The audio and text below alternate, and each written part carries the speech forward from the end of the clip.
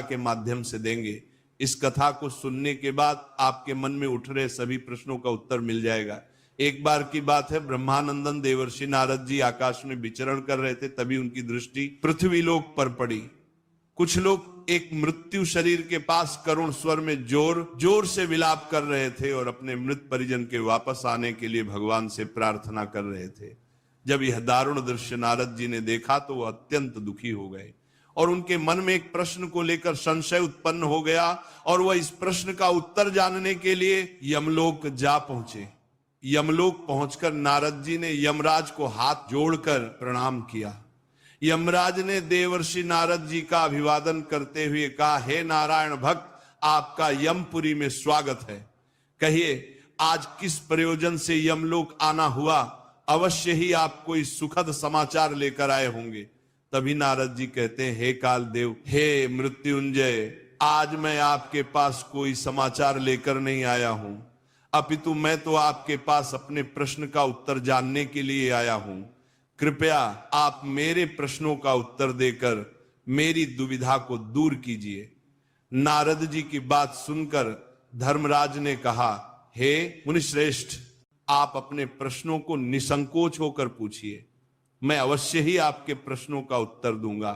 तभी देवर्षि नारद जी प्रश्न पूछते हुए कहते हैं, हे धर्मराज, मेरा पहला प्रश्न यह है कि क्या मनुष्य को मृत्यु से पहले कोई संकेत मिलता है? और मेरा दूसरा प्रश्न है कि मृत्यु के 24 घंटे बाद आत्मा अपने घर क्यों लौटती है? नारद जी के ये दोनों प्रश्न सुनकर धर्मराज ने कहा, हे मुनिश्रेष्ठ, आज आपने मानव हित के कल्याण के लिए अत्यंत ही महत्वपूर्ण प्रश्न किया है। इस प्रश्न के उत्तर में समस्त मानव जाति का और समस्त संसार का कल्याण छिपा है। हे मुनि श्रेष्ठ नारद, सर्वप्रथम मैं आपके पहले प्रश्न का उत्तर एक अत्यंत ही सुंदर और पौराणिक कथा के मध्य से देना चाहता हूं। उसके तत्पश्चात मैं आपके दूसरे प्रश्न का उत्तर दूंगा। आप इस कथा को पूरा सुनना, तभी आपको आपके प्रश्नों का उत्तर प्राप्त होगा। कथा सुनते हुए यमराज कहते हैं, देवर्षि, पूर्व काल की बात है, कंचनपुर नाम के देश में एक अत्यंत ही सुंदर और शोभायमान नगरी थी, जिसमें कर्मदास नामक एक ब्राह्मण निवास करता था। वह अपनी भक्ति, विद्वता और नेक स्वभाव के कारण पूरे नगर में प्रसिद्ध था। कर्मदास नित्य ईश्वर की पूजा आराधना करता था और वह भगवान विष्णु का अनन्य भक्त था और नित्य नियम से उनकी पूजा किया करता था। उसके घर में धन धान्य और सुख समृद्धि की कोई कमी नहीं थी। वह अपने छोटे से परिवार के साथ सुखमय जीवन व्यतीत कर रहा था। लेकिन इन सब के बावजूद कर्मदास के मन में एक ऐसा भय छिपा हुआ था जिसने उसके सुखी जीवन को अंधकारमय बना दिया था। वह प्रत्येक समय मृत्यु के बारे में सोचकर डरता रहता था और रात को जब सब लोग सो जाते तब कर्मदास अकेला बैठकर सारी रात यही सोचता था कि उसकी मृत्यु के बाद उसके परिवार का क्या होगा, उसकी संपत्ति, उसके प्रियजन और उसका यह शरीर, यह सब एक दिन समाप्त हो जाएगा। उसका यह भय दिन प्रतिदिन बढ़ता गया। उसे रातों में नींद नहीं आती थी। मृत्यु के भय से चिंतित होकर उसने भजन करना भी छोड़ दिया था। उसका मन किसी भी चीज में नहीं लगता था। मानो मृत्यु के भय ने उसके सुखमय जीवन में काल ग्रहण लगा दिया हो। फिर एक दिन कर्मदास ने इस भय से छुटकारा पाने का निर्णय लिया। उसने सोचा, मुझे मृत्यु का रहस्य जानना होगा। यदि मैं यह समझ सकूं कि मृत्यु से पहले क्या संकेत मिलते हैं तो शायद मैं इस भय से मुक्त हो सकता हूं। इस विचार के साथ कर्मदास ने अपने परिवार और संपत्ति को पीछे छोड़कर तीर्थ स्थलों पर जाता और वहां के साधु संतों से मिलता और उन साधु संतों से यही प्रश्न पूछता, हे महात्मा, मृत्यु से पहले मनुष्य को कौन कौन से संकेत मिलते हैं? कृपया आप मुझे इसका उत्तर बताने की कृपा करें। उसके इस प्रश्न को सुनकर जवाब तो सभी देते थे, लेकिन उस उत्तर को सुनकर उसके मन को संतुष्टि नहीं मिलती थी। फिर एक दिन वो भटकते भटकते घने जंगल में पहुंच गया। उस जंगल के चारों ओर केवल ऊंचे ऊंचे पेड़, झाड़ियां और जंगली जानवरों की भयावह आवाजें सुनाई पड़ रही थी। वह चुपचाप जंगल के अंदर चला जा रहा था। तभी उसे जंगल में एक आश्रम दिखाई दिया। आगे यमराज कहते हैं, हे देवर्षि, ये कोई साधारण आश्रम नहीं था। ये आश्रम एक दिव्य महात्मा और सन्यासियों का था। इस आश्रम की दिव्यता से चारों ओर एक अलौकिक शांति फैली हुई थी। आश्रम के अंदर से वेदों, चरण और शंख ध्वनि सुनाई पड़ रही थी। उस आश्रम में जो साधु निवास करते थे वे बहुत तेजस्वी और शांत दिख रहे थे। उनके मुख पर एक अद्वितीय आभा थी। उन्हें देखकर ऐसा प्रतीत हो रहा था मानो वे साक्षात देवताओं के अंश हो। उसी समय कर्मदास ने आश्रम में प्रवेश किया और साधु को प्रणाम करते हुए कहा, हे साधु महात्मा, मेरा नाम कर्मदास है। मैं एक प्रश्न का उत्तर जानने के लिए इधर उधर भटक रहा हूं, कृपया आप मेरी सहायता कीजिए। कर्मदास की बात सुनकर साधु महात्मा ने विनम्र स्वर में पूछा, हे ब्राह्मण देव, तुम्हारा क्या प्रश्न है जिसे लेकर तुम इतना चिंतित और परेशान दिख रहे हो? यह सुनकर कर्मदास ने हाथ जोड़ते हुए कहा, हे साधु महात्मन, मैं मृत्यु के भय से अत्यधिक परेशान हूं।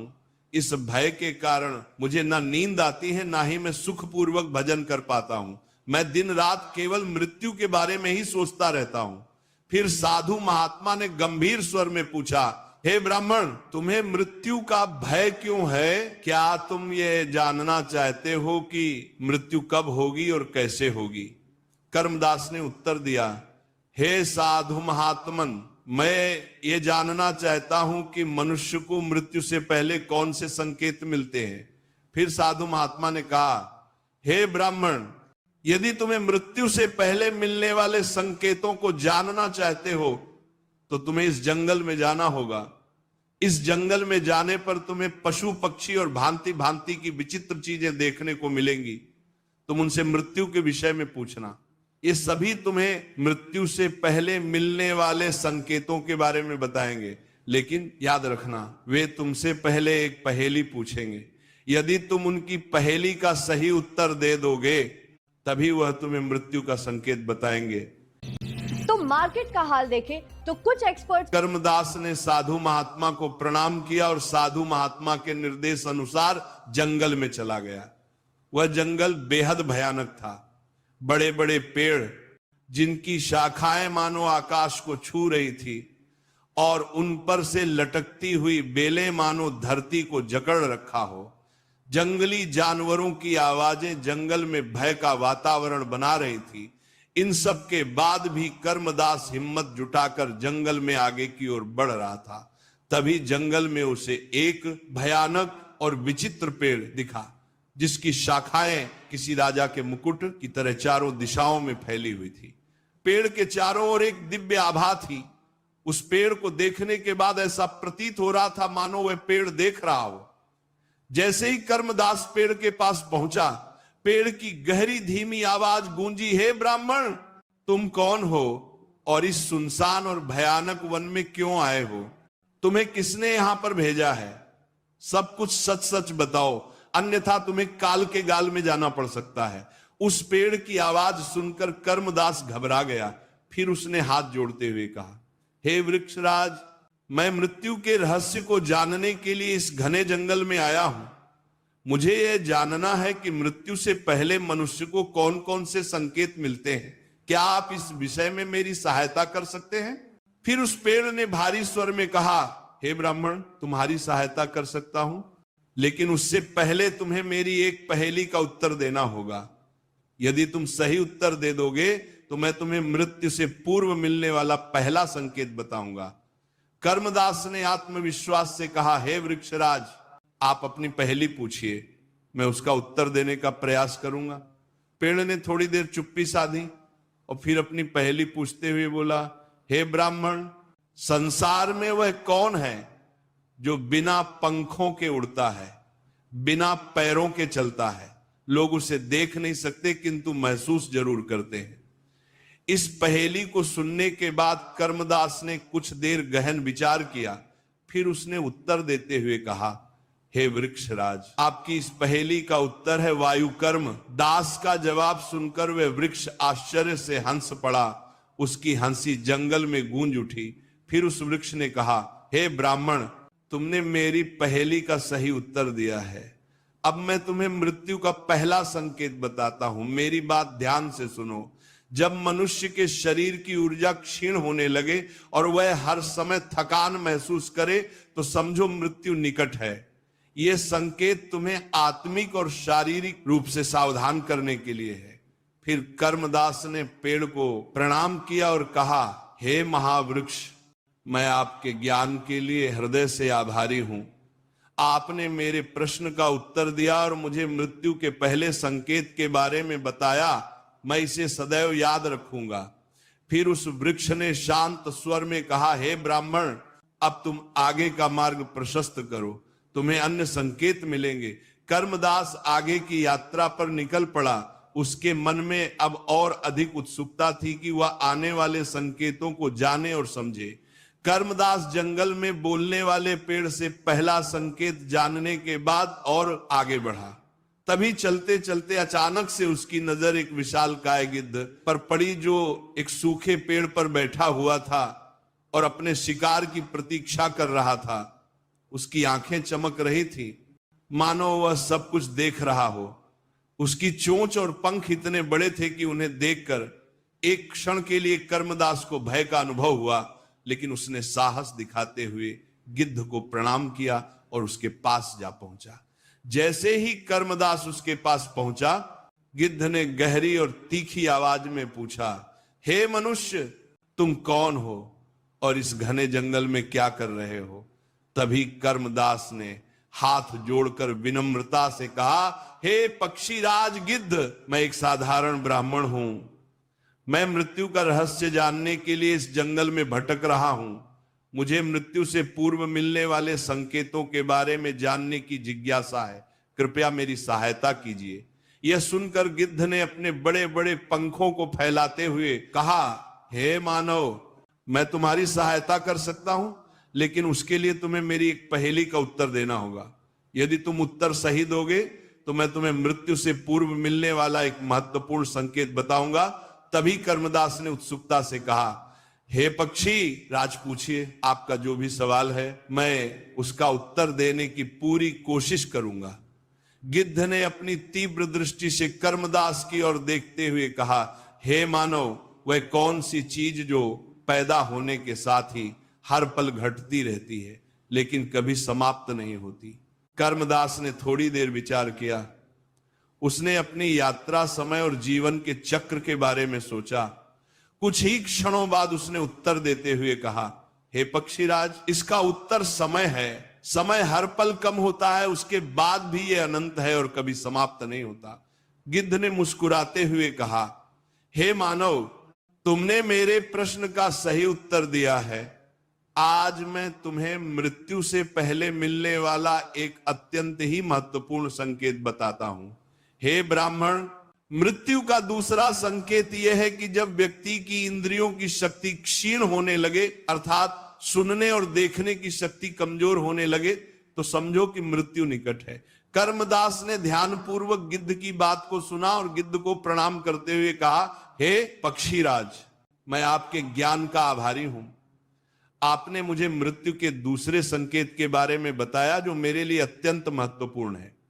गिद्ध ने अपने पंख फड़फड़ाते हुए कहा, हे मनुष्य, याद रखना, जीवन और मृत्यु के बीच संतुलन को समझने के लिए इन संकेतों का ज्ञान आवश्यक है।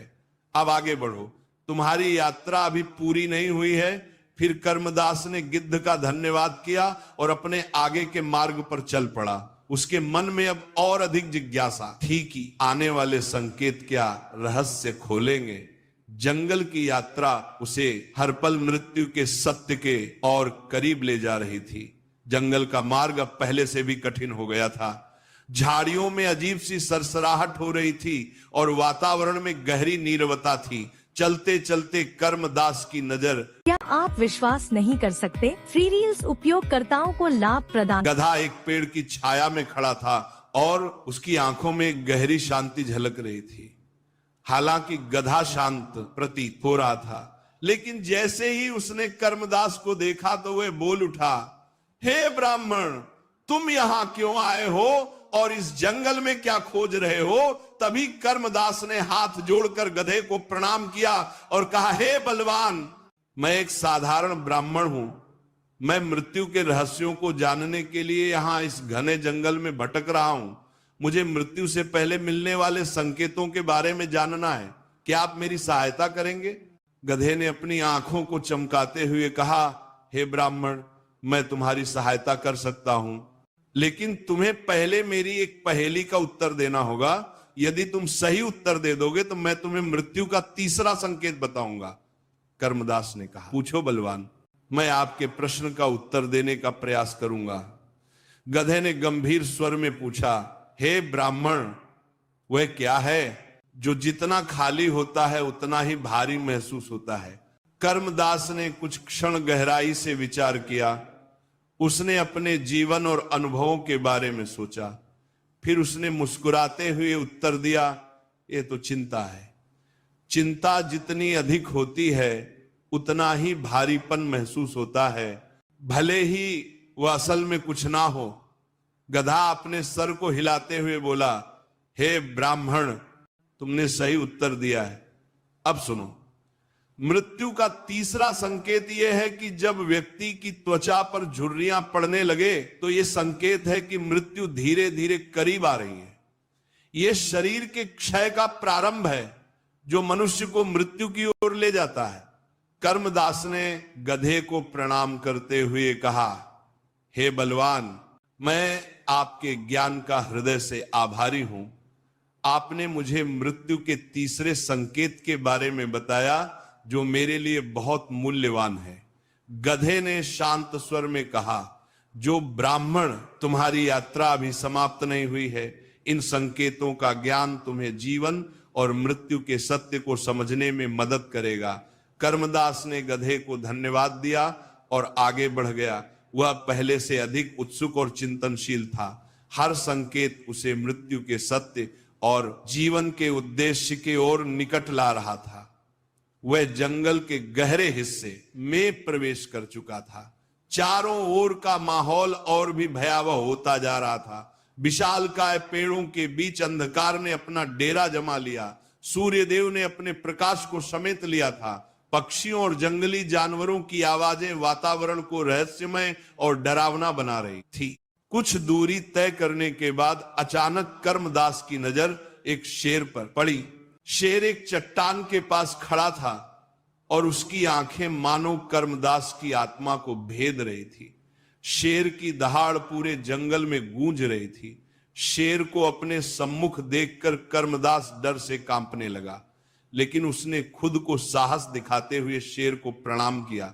शेर ने दहाड़ते हुए पूछा, हे मनुष्य, तुम यहां क्या कर रहे हो? इस जंगल में क्यों भटक रहे हो? तभी कर्मदास ने डरते डरते कहा, हे वनराज, मैं मृत्यु के रहस्यों को जानने के लिए यहां आया हूं। मुझे मृत्यु से पहले मिलने वाले संकेतों की जानकारी चाहिए। कृपया मेरी सहायता करें। शेर ने अपने पैरों से मिट्टी उड़ाते हुए कहा, मैं तुम्हें मृत्यु का एक संकेत बता सकता हूं, लेकिन पहले तुम्हें मेरी पहेली का उत्तर देना होगा। यदि तुम उत्तर सही दोगे तो मैं तुम्हें मृत्यु का चौथा संकेत बताऊंगा। कर्मदास ने सिर झुकाकर कहा, हे वनराज, आप पहेली पूछिए, मैं उसका उत्तर देने का प्रयास करूंगा। फिर शेर ने अपनी गहरी आवाज में पूछा, हे ब्राह्मण, वह क्या है जो देखने में खाली है लेकिन अपने भीतर सब कुछ समेटे हुए है? कर्मदास ने कुछ पल के लिए सोचा।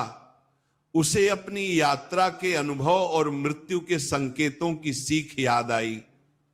फिर उसने आत्मविश्वास से कहा, यह तो आकाश है। आकाश को हम खाली और शून्य के रूप में देखते हैं, लेकिन ये अपने भीतर पूरी सृष्टि, हवा, बादल, सूरज, चांद और तारे समेटे हुए हैं। शेर ने अपनी एक धीमी हंसी के साथ कहा, तुमने सही उत्तर दिया है ब्राह्मण। अब सुनो, मृत्यु का चौथा संकेत यह है कि शरीर की त्वचा का पीली या काली पड़ना और चेहरे का तेजहीन हो जाना मृत्यु के निकट आने का एक महत्वपूर्ण संकेत है। यह संकेत इस बात को दर्शाता है कि शरीर की जीवन ऊर्जा क्षीण हो रही है और आत्मा धीरे धीरे शरीर से विदा लेने की तैयारी कर रही है। कर्मदास ने शेर को प्रणाम करते हुए कहा, है वनराज, मैं आपके ज्ञान के लिए आभारी हूं। आपने मुझे मृत्यु का चौथा संकेत बताया जो मेरे लिए अत्यंत मूल्यवान है। शेर ने अपनी चमकती हुई आंखों से उसे देखा और कहा, याद रखना, मृत्यु केवल अंत नहीं बल्कि एक नई शुरुआत है। अब आगे बढ़ो, तुम्हें अभी और सीखना है। कर्मदास ने शेर का आभार व्यक्त किया और अपनी यात्रा पर आगे की ओर बढ़ गया। रास्ते में उसे एक नदी मिली। वह नदी को पार करके जंगल के दूसरे भाग में जा पहुंचा। जंगल के इस भाग में वातावरण अजीब सा था, ना डरावना और ना ही सामान्य, बल्कि ऐसा लगता था जैसे ये स्थान किसी दिव्यता से भरपूर है। कुछ कदम चलने पर कर्मदास की नजर एक गाय पर पड़ी। गाय का रूप अलौकिक था। उसका शरीर सुनहरी आभा से चमक रहा था और उसकी आंखों में गहरी करुणा झलक रही थी। वह बिल्कुल शांत खड़ी थी, मानो अपने चारों ओर का हर रहस्य जानती हो। कर्मदास ने जब गाय का यह रूप देखा तो वह प्रसन्नता से भाव विभोर हो उठा, मानो उसके मन को एक अद्भुत शांति मिली हो। वह उत्सुकता से गाय के पास गया और प्रणाम करते हुए बोला, हे गौ माता, मैं मृत्यु के रहस्य को समझने के लिए भटक रहा हूं। मैंने इस जंगल में कई संकेत प्राप्त किए हैं, लेकिन अब मुझे आपसे सहायता चाहिए। क्या आप मुझे मृत्यु से पहले मिलने वाले किसी संकेत के बारे में बता सकती हैं? गाय ने अपने शांत और करुणामय स्वर में कहा, हे ब्राह्मण, मैं तुम्हारी सहायता अवश्य करूंगी, लेकिन पहले मेरी एक पहेली का उत्तर दो। यदि तुम सही उत्तर दोगे तो मैं तुम्हें मृत्यु का 5वां संकेत बताऊंगी। कर्मदास ने तुरंत कहा, हे गौ माता, आप पहेली पूछिए, मैं उत्तर देने के लिए पूरी कोशिश करूंगा। गाय ने अपनी आंखों को झपकाते हुए पूछा, हे ब्राह्मण देव, वह कौन सा अमृत है जो बिना पिए ही जीवन को बनाए रखता है और बिना देखे भी हर प्राणी के लिए आवश्यक है? कर्मदास ने थोड़ी देर विचार किया। उसके बाद उसने प्रकृति की और देखते हुए कहा, हे माता, ये तो प्राणवायु है। बिना प्राणवायु के कोई भी प्राणी जीवित नहीं रह सकता। ये जीवन का आधार है। गाय ने प्रसन्न होकर सिर हिलाया और कहा, हे ब्राह्मण, तुमने सही उत्तर दिया है। तुम्हारी बुद्धि और एकाग्रता प्रशंसनीय है। अब सुनो, मृत्यु का 5वां संकेत यह है कि जब व्यक्ति का शरीर भोजन के प्रति उदासीन हो जाए और वह खाने का स्वाद ना ले पाए तो समझो कि मृत्यु का समय निकट है। यह संकेत शरीर और आत्मा के पृथक्करण का प्रारंभ है। कर्मदास ने ध्यानपूर्वक गाय के वचन सुने और उसे भरी मुस्कान के साथ कहा, जाओ ब्राह्मण देव, तुम्हारी यात्रा अभी समाप्त नहीं हुई है। आगे बढ़ो और मृत्यु के सत्य को पूर्णता से समझने का प्रयास करो। याद रखो, ज्ञान और समझ से ही जीवन और मृत्यु के चक्र को स्वीकार करना संभव है। कर्मदास ने गाय को धन्यवाद दिया और अपनी यात्रा पर आगे बढ़ गया। उसके मन में अब और अधिक उत्सुकता थी। हर संकेत उसे जीवन और मृत्यु के बीच छिपे गहरे रहस्यों को समझने के लिए प्रेरित कर रहा था। थोड़ी देर चलने के बाद कर्मदास की नजर एक सुंदर हंस के जोड़े पर पड़ी जो एक सरोवर में क्रीड़ा कर रहे थे। हंसों को देखकर कर्मदास ने अपने पैरों को रोक लिया और उन्हें हंसों को प्रणाम करते हुए बोला, हे स्वान, क्या आप मेरी मदद कर सकते हैं? मैं मृत्यु से पहले मिलने वाले संकेत के बारे में जानना चाहता हूं। तभी हंस का जोड़ा सरोवर के किनारे आया और विनम्र स्वर में बोला, हे भले मानस, मैं तुम्हारी सहायता कर सकता हूं, लेकिन उसके लिए तुम्हें मेरी एक पहेली का उत्तर देना होगा। यदि तुम सही उत्तर दोगे तो मैं तुम्हें मृत्यु का 6ठा संकेत बताऊंगा। कर्मदास ने उत्सुकता से कहा, हे स्वान, आप पहेली पूछिए, मैं उत्तर देने का प्रयास करूंगा। तभी हंस ने तीव्र स्वर में पूछा, हे भले मानस, वह कौन सी चीज है जो हमेशा दूसरों की नकल करती है लेकिन खुद कभी मौलिक नहीं होती। कर्मदास ने कुछ पल के लिए विचार किया। उसने पेड़ों के नीचे फैली हुई छाया पर ध्यान दिया और मुस्कुराते हुए उत्तर दिया, हे स्वान, इसका जवाब छाया है। छाया हमेशा दूसरों की नकल करती है, लेकिन उसकी अपनी कोई पहचान नहीं होती। यह सुनकर स्वान बहुत प्रसन्न हुआ और उसने कहा, हे मानस, मैं तुम्हारी बुद्धि और ज्ञान की प्रशंसा करता हूं।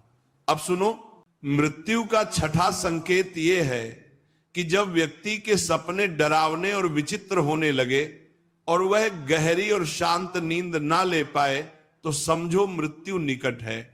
सपना आत्मा की चेतना के संकेत होते हैं और उनका विचलित होना मृत्यु के आगमन का सूचक है। कर्मदास ने स्वान को प्रणाम करते हुए कहा, हे स्वान, मैं आपके इस ज्ञान के लिए आपका हृदय से आभारी हूं। आपने मुझे एक और महत्वपूर्ण संकेत से अवगत कराया है। फिर स्वान ने कहा, हे मानस, ये बात याद रखना, मृत्यु जीवन का अंत नहीं बल्कि आत्मा की यात्रा का एक और चरण है। अब आगे बढ़ो, तुम्हारी यात्रा अभी समाप्त नहीं हुई है। कर्मदास ने हंस का धन्यवाद किया और अपनी यात्रा जारी रखी। उसके मन में अब और अधिक जिज्ञासा उत्पन्न हो चुकी। हर संकेत उसे मृत्यु के रहस्यों को समझने के लिए प्रेरित कर रहा था और उसे आत्मा और जीवन के सत्य के ओर करीब ला रहा था। जंगल अब और भी शांत और रहस्यमय हो चुका था। पक्षियों की आवाजें कम हो गई थी। हवा में एक अजीब सी गंभीरता थी। रास्ते पर चलते चलते उसे एक स्थान दिखाई दिया जहां सूर्य देव के प्रकाश की थोड़ी बहुत किरणें पृथ्वी को छू रही थी। इसी शांत और सुंदर वातावरण में उसकी नजर एक हाथी पर पड़ी।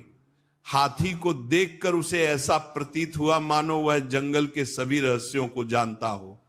उसकी आंखें चमक रही थी और उसकी चाल में एक अपार आत्मविश्वास झलक रही थी। वह अत्यंत सुंदर और शांत दिखाई दे रहा था, मानो यह जंगल का कोई रक्षक हो। कर्मदास ने हाथी के सम्मुख जाकर उसे प्रणाम किया और कहा, हे गजानन, मैं एक साधारण ब्राह्मण हूं। मैं मृत्यु के रहस्यों को जानने और समझने के लिए यहां आया हूं। मैंने अब तक कई संकेत प्राप्त किए हैं और अब आपसे सहायता की अपेक्षा करता हूं। कृपया मुझे मृत्यु से पहले मिलने वाले संकेत के बारे में बताइए। हाथी ने गंभीर स्वर में कहा, हे ब्राह्मण, मैं तुम्हारी सहायता कर सकता हूं, लेकिन तुम्हें मेरी एक पहेली का उत्तर देना होगा। यदि तुम सही उत्तर दोगे तो मैं तुम्हें मृत्यु का 7वां और अंतिम संकेत बताऊंगा। कर्मदास ने कहा, हे गजानन, मैं आपके प्रश्न का उत्तर देने की पूरी कोशिश करूंगा। कृपया आप पहेली पूछिए। हाथी ने अपनी सूंड को ऊपर की ओर करते हुए पूछा, हे ब्राह्मण, वो कौन सी चीज है जो बिना किसी रोक टोक के चलती रहती है लेकिन जिसका अंत हर किसी के लिए निश्चित है? कर्मदास ने इस पहेली का सरलता से उत्तर देते हुए कहा, हे गजानन, ये जीवन है। जीवन हमेशा चलता रहता है लेकिन अंत हर किसी के लिए निश्चित है। हाथी ने प्रसन्न होकर कहा, आपने सही उत्तर दिया। हे ब्राह्मण, अब सुनो, मृत्यु का 7वां और अंतिम संकेत यह है कि जब मनुष्य के अंदर आध्यात्मिक बदलाव देखने को मिले, अर्थात कहने का तात्पर्य यह है कि कई बार व्यक्ति मृत्यु से पहले आध्यात्मिक रूप से शांत होकर शांति की ओर अग्रसर हो जाता है। उसी समय यह जान लेना चाहिए कि यह अंतिम संकेत है जो बताता है कि जीवन का अंत निकट है। कर्मदास ने ध्यान पूर्वक हाथी के वचन सुने और उसे प्रणाम करते हुए कहा, हे गजानन, मैं आपके ज्ञान का हृदय से आभारी हूं। आपने मुझे मृत्यु के अंतिम संकेत के बारे में बताया, यह मेरे लिए अत्यंत मूल्यवान है। फिर हाथी ने शांत स्वर में कहा, हे ब्राह्मण, याद रखना, मृत्यु केवल एक अंत नहीं बल्कि आत्मा की यात्रा का एक नया अध्याय है। हे ब्राह्मण, अब तुम लौट जाओ। तुमने अपनी यात्रा पूरी कर लिया है। जाओ और इस ज्ञान का उपयोग अपने जीवन को समझने और जीने में करो। कर्मदास ने हाथी का धन्यवाद किया और उसकी बुद्धिमत्ता की प्रशंसा करते हुए अपनी यात्रा समाप्त करने का निर्णय लिया। सातों संकेत जानने के बाद कर्मदास ने आश्रम की ओर प्रस्थान किया। वह थका हुआ तो था, लेकिन उसकी आत्मा ज्ञान और सत्य के प्रकाश से भर चुकी थी। जंगल का हर अनुभव, हर संकेत उसे जीवन के गहरे रहस्यों के करीब ले गया था। आश्रम में पहुंचकर उसने साधु महात्मा को प्रणाम किया और सातों संकेतों को बताते हुए बोला, हे महात्मन, कृपया मुझे इन संकेतों का गूढ़ अर्थ समझाइए। यह सुनकर साधु महात्मा ने कर्मदास की ओर शांत और गंभीर दृष्टि से देखते हुए कहा, हे ब्राह्मण, तुम्हारी यह यात्रा केवल मृत्यु को समझने की नहीं बल्कि जीवन को जानने की थी। जो संकेत तुम्हें मिले वे इस सत्य को प्रकट करते हैं कि जीवन नश्वर है। तुम्हें मृत्यु से डरने की आवश्यकता नहीं है। मृत्यु एक अटल सत्य है। जो व्यक्ति धर्म, सत्य और भक्ति का पालन करता है वह न केवल मृत्यु को सहजता से स्वीकार करता है बल्कि मृत्यु के बाद आत्मा को शांति और मोक्ष की प्राप्ति होती है और उसे श्री हरि के चरणों में स्थान मिलता है। मृत्यु का भय केवल उसे होता है जिसने अपने जीवन को व्यर्थ में बिताया हो। अच्छा, जीवन जीने वाला व्यक्ति मृत्यु को डर के रूप में नहीं बल्कि एक नए प्रारंभ के रूप में देखता है। कर्मदास ने साधु के चरणों में दंडवत प्रणाम करते हुए कहा, हे महात्मन, आज आपने मेरी आत्मा को इस अज्ञान के अंधकार से मुक्त कर दिया। मैं धन्य हो गया। फिर यमराज ने कहा, हे देवर्षि, इस कथा को सुनने के बाद आपको आपके पहले प्रश्न का उत्तर मिल गया होगा। अब मैं आपके दूसरे प्रश्न का उत्तर देता हूं कि मृत्यु के 24 घंटे बाद आत्मा अपने घर क्यों लौटती है। हे मुनिश्रेष्ठ, जब किसी की मृत्यु होती है तो उसकी आत्मा 24 घंटे बाद अपने घर दोबारा से आती है। यह केवल एक मान्यता नहीं बल्कि सूक्ष्म जगत का एक अटल सत्य है। आत्मा की यह यात्रा उसके कर्मों, भावनाओं और मोह से गहराई से जुड़ी हुई है। आत्मा मृत्यु के बाद अपने मोह से तुरंत मुक्त नहीं होती। फिर नारद जी ने कहा, हे धर्मराज, आत्मा को मनुष्य की मृत्यु के बाद तुरंत अगले लोक में जाना चाहिए, फिर वह पृथ्वी पर क्यों भटकती है। यह सुनकर यमराज ने गंभीर स्वर में कहा, हे देवर्षि नारद, मृत्यु के बाद आत्मा तुरंत अपने स्थूल शरीर से मुक्त हो जाती है, लेकिन वह अपने सांसारिक बंधनों से तुरंत मुक्त नहीं हो पाती। आत्मा का चेतन अस्तित्व बना रहता है, इसलिए उसे ऐसा लगता है कि वह अभी भी जीवित है। मृत्यु के बाद कुछ समय तक आत्मा अपने आसपास के वातावरण को देखकर उसका अनुभव कर सकती है। उसे अपने परिवार, प्रियजनों और उन स्थानों की चिंता रहती है जहां उसने अपना जीवन बिताया है। फिर नारद जी ने कहा, हे धर्मराज, क्या आत्मा को यह ज्ञान नहीं होता कि वह अब शरीर से मुक्त हो चुकी है। यह सुनकर यमराज मंद मुड़ा है कि अब उसका शरीर नहीं रहा, इसीलिए वह अपने घर और परिवार की ओर आकर्षित होती है। आत्मा को अपने प्रियजनों से अलग होने का एहसास तुरंत नहीं होता, इसलिए वह स्वाभाविक रूप से उनकी ओर खींचती है। आत्मा यह देखना चाहती है कि उसके परिवारजन ने उसका अंतिम संस्कार सही प्रकार से किया है या नहीं। यदि मनुष्य की मृत्यु अचानक हुई हो तो आत्मा की कुछ इच्छाएं अधूरी रह सकती हैं और वह उन्हें पूरा करने की चेष्टा कर सकती है। आत्मा को अपने परिवार के शोक और अनुष्ठानों की ऊर्जा आकर्षित करती है। कभी कभी आत्मा की भावनाएं प्रबल होती हैं, जिसके कारण परिवारजन उसकी उपस्थिति को सूक्ष्म रूप से महसूस कर सकते हैं। कभी कभी घर में हल्की आहटें या किसी चीज का हिलना आत्मा की उपस्थिति का संकेत माना जाता है। आगे यमराज कहते हैं, हे देवर्षि, आत्मा का यह भ्रम केवल 24 घंटे तक रहता है, फिर उसे आगे की यात्रा पर ले जाया जाता है। 13 दिनों तक आत्मा को उसके कर्मों के अनुसार उसका लेखा जोखा होता है। उसके बाद उसे यमलोक या अन्य लोकों की ओर भेजा जाता है। यदि आत्मा के अच्छे कर्म है तो उसे पितृलोक या उच्चतर लोकों में स्थान मिलता है। यदि आत्मा के बुरे कर्म हैं तो उसे यमलोक में दंड के लिए लाया जाता है और उसे यमलोक की यातनाओं को सहना पड़ता है।